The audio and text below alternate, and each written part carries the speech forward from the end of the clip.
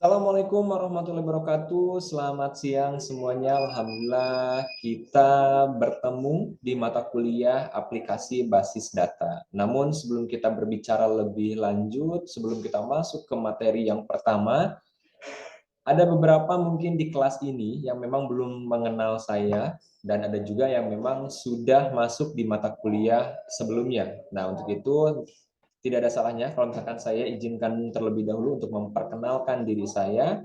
Nama saya Nurul Ihsan sebagai dosen pengampu mata kuliah aplikasi basis data. Nah, nanti mahasiswa-mahasiswa boleh panggil saya dengan Pak Ihsan saja. Dan di sini saya menampilkan untuk kontak person. Siapa tahu nanti ada info yang ingin ditanyakan perihal mata kuliah aplikasi basis data, bisa menghubungi email nurul.nse@bsi.co.id atau di kontak WhatsApp 0896 089686000851. Nah, kita langsung saja masuk ke materi pertemuan pertama kita ya. Tapi sebelum kita masuk di materi yang pertama, ada hal yang memang harus disampaikan. Nah, takutnya nanti teman-teman semua lupa nih untuk melakukan presensi kehadiran. Nah, presensi kehadiran bisa diakses di e-learning.bsi.ac.id. Silahkan untuk melakukan absensi terlebih dahulu. Sambil berjalan saja untuk absensinya.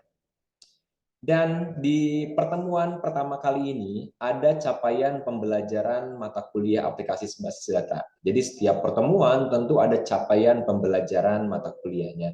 Di pertemuan pertama ini CPMK-nya adalah mampu mengidentifikasi konsep basis data yang baik dan benar. Itu CPMK yang akan kita capai di pertemuan pertama. Selain CPMK, ada juga subcapaiannya terkait dengan pembelajaran mata kuliah di pertemuan pertama ini, yaitu mampu memahami konsep dan membuat tabel suatu basis data serta menampilkan hasil instalasi sampai P-nya. Nah, berikutnya kita akan lanjut. Nah, ini merupakan materi pokok kita kurang lebih sampai dengan 16 pertemuan ke depan. Jadi setiap pertemuannya kita sudah tahu nih apa yang akan kita pelajari di setiap pertemuannya. Khusus untuk pertemuan pertama, berarti materi pokok bahasan yang kita bahas itu berkaitan dengan konsep dasar basis data.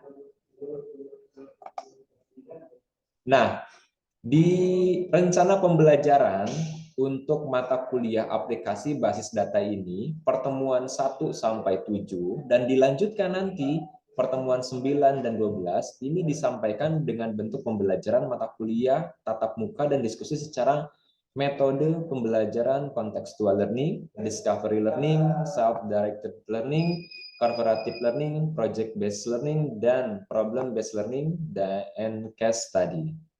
Sedangkan nanti di pertemuan 8 itu ada UTS, pertemuan 16 ada UAS, dan pertemuan 13 sampai 15 akan ada presentasi project dari mata kuliah aplikasi basis data tentunya.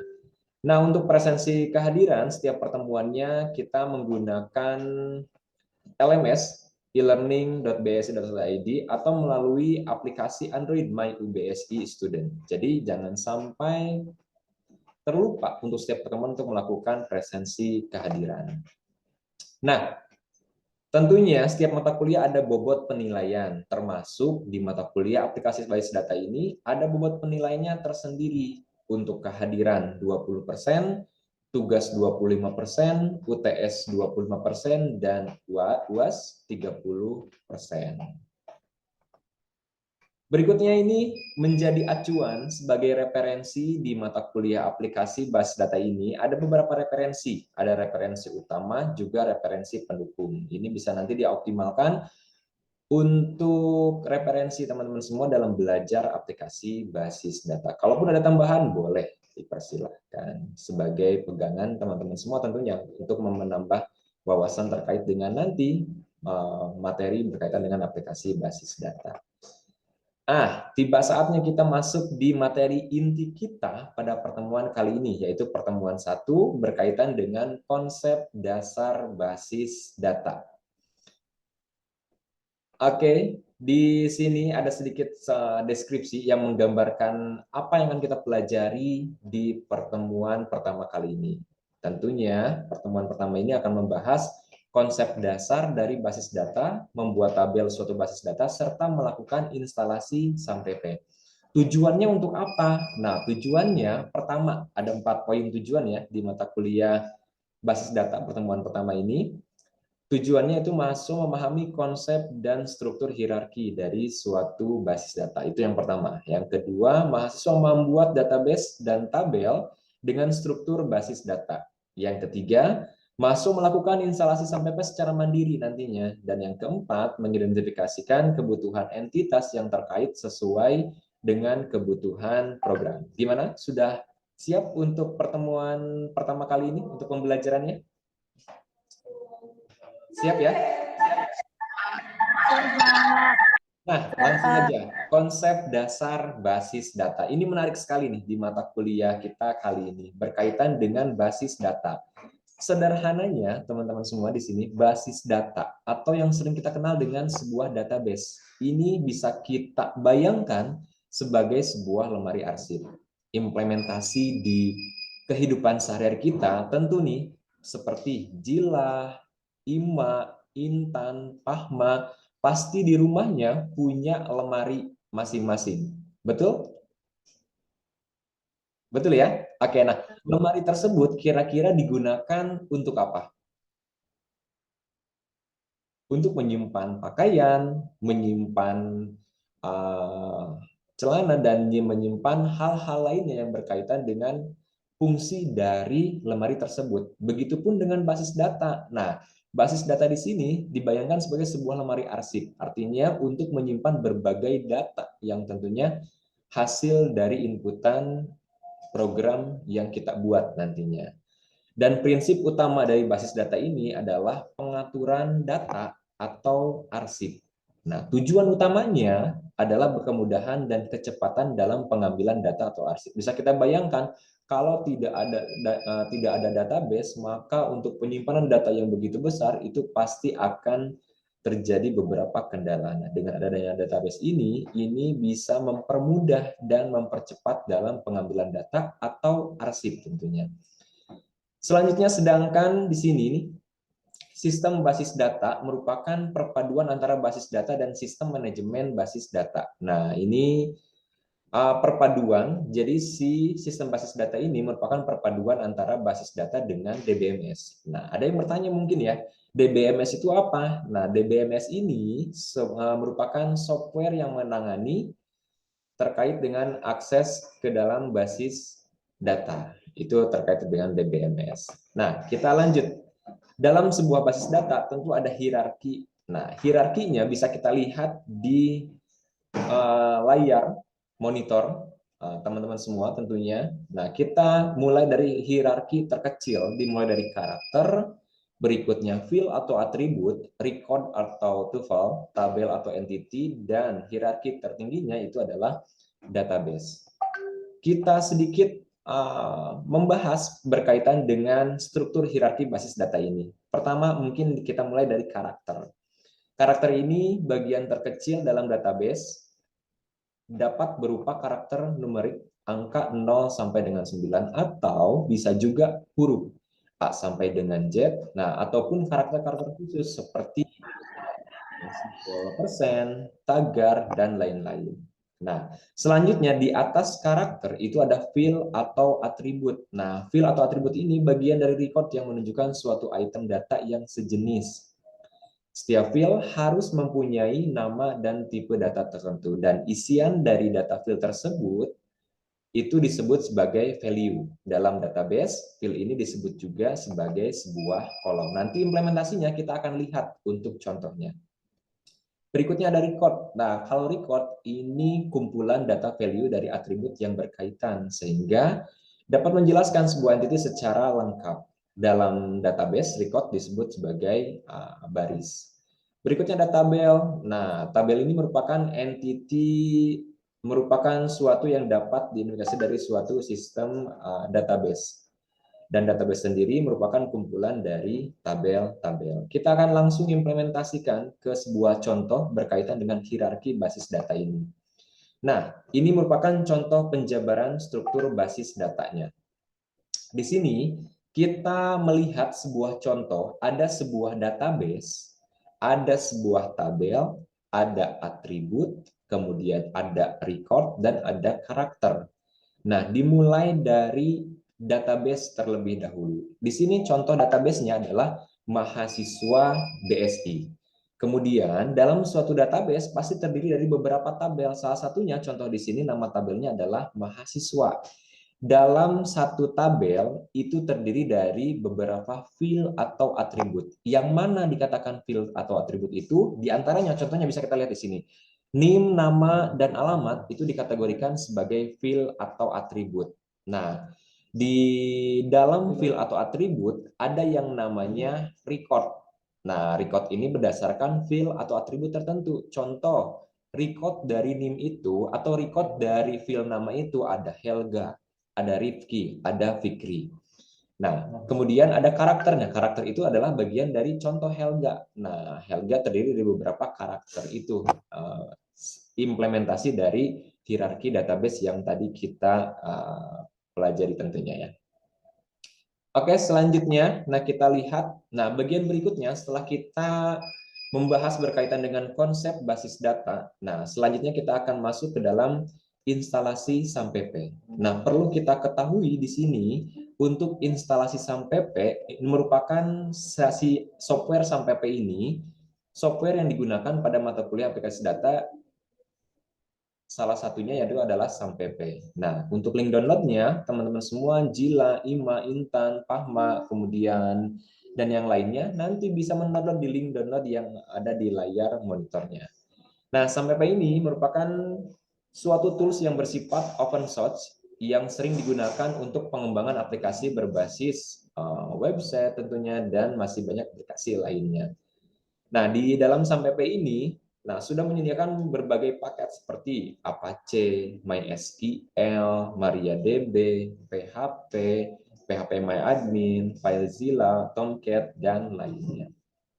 Dan di sini SAMPP juga, nah kita lihat untuk SAMPP juga tersedia untuk software untuk Windows dan juga Linux. Nah, SAMPP yang kita akan gunakan itu minimal versi 563. Mengapa harus ada versi minimalnya? Karena untuk mendukung MySQL dengan dan server MariaDB. Artinya software SAMPP yang mendukung MySQL dan MariaDB itu minimal untuk versi SAMPP-nya itu 563. Next, berikutnya kita akan lanjut bagaimana cara kita menginstal SAMPP. Nah, untuk menginstal SAMPP tentunya pastikan sudah download softwarenya atau belum. Jika sudah download, maka bisa dilakukan penginstalannya. Nah, untuk instalasi SAMPP caranya sangat mudah. Tentunya kita simpan untuk aplikasi SAMPP-nya yang hasil downloadan tersebut di directory, bisa nanti di directory C, D, ataupun E. Namun nanti untuk instalasinya pastikan di directory C untuk penyimpanan hasil instalasinya. Nah, setelah instalasi selesai, pindahkan SAMPP control panel pada taskbar. Ini tujuannya untuk memudahkan, karena SAMPP bisa kita aktifkan kalau control panel dari SAMPP-nya sudah kita lakukan start atau mulai, seperti itu. Kemudian lalu arahkan ke lokasi penyimpanan saat instalasi pada contoh. Nah, kemudian cari file aplikasi bernama SAMPP Control. Nah, biar nanti kita mudah pada saat pengaktifan SAMPP-nya. Lalu klik kanan pada file tersebut dan pilih pintu taskbar. Jadi nanti buat yang mau memindahkan ke taskbar boleh, yang mau memindahkan ke desktop juga boleh. Itu tujuannya sama untuk memudahkan kita nantinya dalam mengaktifkan SAMPP tersebut. Oke, next berikutnya. Nah, ini setelah kita berhasil untuk menambahkan SAMPP tersebut ke taskbar atau ke desktop, periksa SAMPP control panelnya, karena aplikasi ini bisa kita gunakan kalau kita sudah mengaktifkan untuk Apache dan MySQL-nya. Tandanya kalau misalkan nanti sudah aktif, maka di bagian action itu berubah menjadi stop untuk buttonnya. Sedangkan kalau masih buttonnya di sana masih start, maka belum aktif, maka harus diaktifkan. Nah, untuk memastikan kembali, silahkan buka web browser, lalu ketikkan dengan alamat localhost sampai p. Kalau berhasil mendirect ke halaman localhost sampai p, maka dipastikan si bagian control panel sampai p ini sudah berhasil kita aktifkan. Jika berhasil tampil, maka halaman pembuka sampai p untuk instalasi dikatakan berhasil pada laptop atau PC teman-teman semua tentunya ya. Oke. Nah, selanjutnya kita mungkin akan lanjut ke bagian sesi diskusi. Saya pengen nih, Jila, Ima, Intan, Pahma, Anggi, boleh berkaitan dengan materi kita di pertemuan pertama ini, boleh silahkan. Apakah ada yang mau didiskusikan atau tidak? Harapan saya tentu ada. Biar nanti ini menjadi gambaran juga atau pemahaman juga ya, biar kita lebih paham lagi untuk materi berikutnya. Karena ini menjadi dasar awal kita belajar aplikasi basis data berkaitan dengan konsep basis data dan juga instalasi sampai. Boleh silakan raise hand bagi yang mau bertanya. Saya Pak. Oke, gimana? Ada? Gini Pak, mengapa dalam sebuah program database menjadi komponen yang tidak boleh sampai terlewatkan? Oke, mengapa dalam sebuah program database menjadi komponen yang tidak boleh terlewatkan? Oke, bisa dikatakan seperti ini, sederhananya. Kalau misalkan implementasi kita di dunia nyata ya, sebelum kita ke dunia sesungguhnya kayak gitu. Oke, nah kalau misalkan ibaratnya kita punya banyak pakaian, tetapi tidak ada tempat untuk menyimpannya, kira-kira seperti apa? Apakah akan terjadi kendala? Tentu akan terjadi kendala. Begitupun dengan database. Database itu tidak boleh terlewatkan. Kenapa? Kita buat sebuah program sudah sangat kompleks, namun tidak dapat menyimpan ke dalam sebuah database. Itu akan sia-sia tentunya. Karena fungsi database ini untuk menyimpan sebuah arsip. Jadi ribuan data, jutaan data, bahkan lebih dari itu semua akan tersimpan dengan baik di dalam sebuah database. Artinya ketika sudah tersimpan nanti, mau database tersebut kita mau melakukan pencarian data, itu akan sangat mudah dan penyimpanannya pun itu akan sangat tentu membantu sekali untuk pengguna nantinya. Makanya database itu hal yang memang tidak boleh terlewatkan. Program yang dibuat apapun itu, jenisnya mau berbasis website, berbasis mobile atau apapun itu, pasti selalu database itu hal komponen utama yang harus selalu ada karena untuk menyimpan ribuan data yang akan diinputkan dari program yang kita buat sebagai tempat penyimpanan datanya. Itu Ima, kenapa database menjadi komponen penting tentunya ya. Oke, gimana Ima? Sudah ada gambaran terkait dengan kenapa database itu sangat penting? Sudah. Oke, lanjut. Yang lainnya, apa ada yang mau ditanyakan selain Ima tadi berkaitan dengan database? Saya Pak, Mungkin apa, Mas? Ada yang mau ditanyakan berkaitan dengan materi kita? apa perbedaan SAMPP, MySQL, dan apa itu dimaksud dengan SQL? Oke, jadi perbedaan antara SAMPP, kemudian MySQL, dan SQL ya, kayak gitu ya. Oke, nah sederhananya seperti ini. Jadi sengaja akan saya jawab dengan jawaban yang sederhana. SAMPP itu merupakan web server. Kalau MySQL itu database server. Sedangkan SQL itu adalah bahasa yang digunakan ketika kita menggunakan MySQL. Sebenarnya seperti itu. Jadi masing-masing antara SAMPP, MySQL, dan SQL itu punya fungsinya masing-masing. Kalau SAMPP untuk database untuk web servernya, kemudian MySQL untuk database servernya, dan SQL adalah bahasa yang digunakan ketika kita mengakses MySQL tersebut. Itu sedikit perbedaannya berkaitan dengan MySQL, SAMPP, dan juga SQL. Seperti itu, Pak Ahmad. Sudah ada gambaran, Pak Ahmad? Sudah mengerti. Oke, mungkin selanjutnya nih. Ada yang mau tanyakan? Saya Pak, Oh iya, boleh. Gimana? Jika tanpa adanya SAMPP, apakah proses pembuatan program akan bisa berjalan? Oke, jika tanpa adanya SunPP, apakah proses pembuatan akan berjalan? Bisa dipastikan tidak bisa berjalan karena web server ini atau yang kita gunakan di sini yaitu SAMPP merupakan komponen penting. Tanpa adanya SAMPP, ketika pembuatan kita tidak bisa mengakses untuk program yang kita buat. Contohnya kalau misalkan untuk pembuatan website tentunya butuh yang namanya kita sampai P ini. Kemudian terkait dengan penyimpanan datanya pun ke dalam misalkan nanti untuk ke PHP MyAdmin-nya tentu tidak akan bisa tanpa adanya atau sebelum kita menginstal aplikasi sampai P ini. Jadi bisa dikatakan tanpa adanya web server sampai P ini, maka program bisa dibuat, tapi program belum tentu bisa dijalankan. Bahkan tidak bisa dijalankan karena peran sampai P ini sangat vital sekali sebagai web server. Nantinya MySQL pun kan nanti bisa diaktifkan melalui web servernya, yaitu sampai P. Seperti itu. Jadi kemungkinan nanti tidak bisa berjalan. Kalau programnya bisa dibuat, cuma tidak bisa nanti dijalankan secara optimal karena kan penyimpanan data butuh nanti ke dalam MySQL. MySQL bisa diaktifkan melalui SAMPP nantinya seperti itu.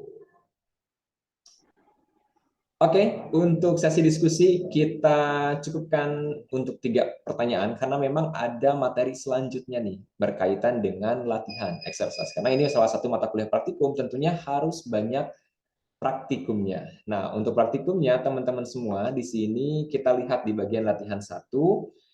Mahasiswa nanti boleh mempelajari dan mempraktikkan seluruh bahasan materi pada minggu kedua, yaitu berkaitan dengan pokok bahasannya, MySQL dan MariaDB. Latihan mandiri di rumah tentunya ya, nanti bisa dikerjakan. Tujuannya untuk apa?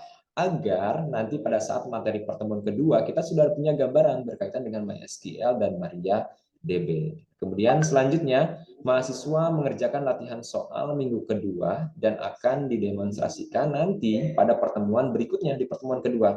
Latihan mandiri di rumah, hasil pengerjaan perintah SQL dan tampilan di screenshot melalui Microsoft Word atau sejenisnya. Ini untuk memenuhi salah satu nilai tugas juga di pertemuan yang pertama. Oke, dan jangan lupa sebelum kita akhiri mata kuliah aplikasi basis data ini, khususnya di pertemuan pertama kita kali ini, bagi yang memang belum melakukan presensi kehadiran, silahkan melakukan presensi kehadiran dulu melalui laman elearning.bsi.ac.id. Oke, jangan lupa untuk melakukan absensi. Sudah semuanya melakukan absensi? Sudah ya? Oke, sudah. Alhamdulillah kalau misalkan sudah. Dan itu yang bisa kita pelajari di materi pertemuan pertama sesuai dengan CPMK dan sub CPMK di pertemuan pertama kita kali ini berkaitan dengan mata kuliah aplikasi basis data. Akhir kata, saya ucapkan terima kasih untuk teman-teman semua yang sudah masuk di mata kuliah aplikasi basis data. Mudah-mudahan sedikit atau banyak ilmu yang kita dapatkan di pertemuan kali ini menjadi ilmu yang berkah dan bermanfaat. Sampai bertemu di pertemuan berikutnya. Saya akhiri pertemuan kita kali ini. Wabillahi taufiq wal hidayah. Wassalamualaikum warahmatullahi wabarakatuh. Sampai bertemu di pertemuan berikutnya. Jika ada yang ditanyakan lebih lanjut, boleh menghubungi via kontak WA yang ada tadi sudah pernah saya share. Terima kasih. Sekali lagi, wassalamualaikum warahmatullahi wabarakatuh.